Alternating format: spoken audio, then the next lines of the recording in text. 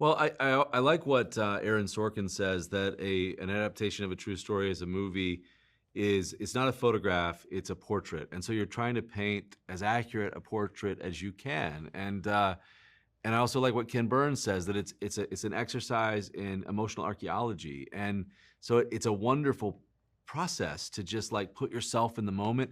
These characters had no idea they were in a historical context. They didn't know they were part of history. They were just living their day-to-day lives. And I also just think the simple exercise for me is to let a story profoundly move me. And then if it profoundly moves me, because I took many years to study this story, just not trying to make a movie, but just because I loved it, to just trust that I just want to give that experience to the audience. And so this film has been a great joy to be a part of, and I'm so grateful that it's coming out on the 250th anniversary of America.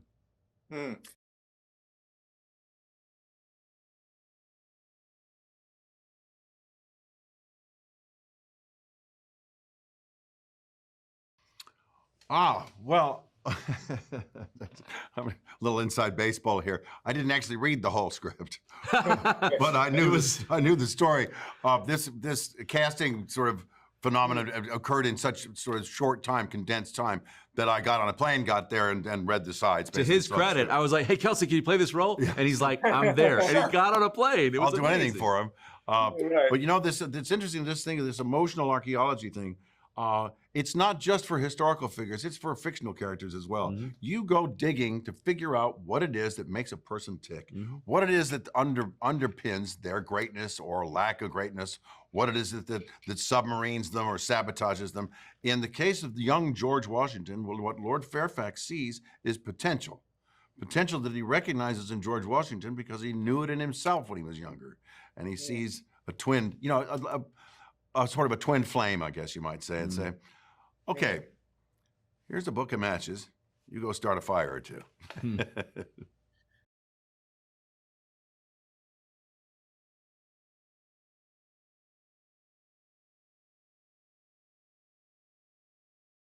I am so proud of William. We auditioned hundreds of people, and he auditioned multiple times.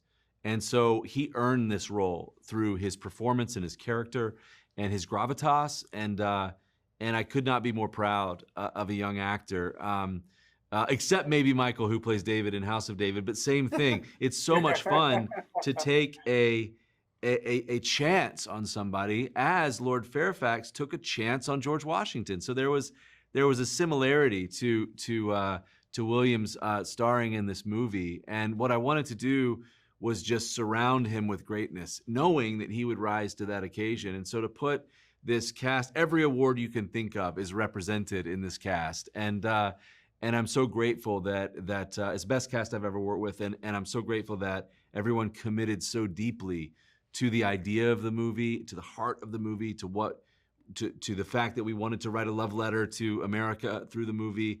And you just feel that, I think, when you watch the movie. Everybody really dedicated themselves. But I'm very, very proud of William for his performance. For me, it was, it was a bit like life imitating art, because there I was, you know, a man of some success in the acting world, working with a young man who was just kind of getting his first big break. And it was my responsibility to be at ease and be an example, to provide an example of the grace with which you can actually just go about finding and discovering a character and working with somebody else. I mean, to my mind, there's not a lot of room for people who are difficult in our industry, even though some of them are famously successful. In approaching the role as I met Will, I thought to myself, this kid's gonna be okay, I like him. So, you know, it's a kiss to your hand to someone who'd say, off you go. Be well in your venture.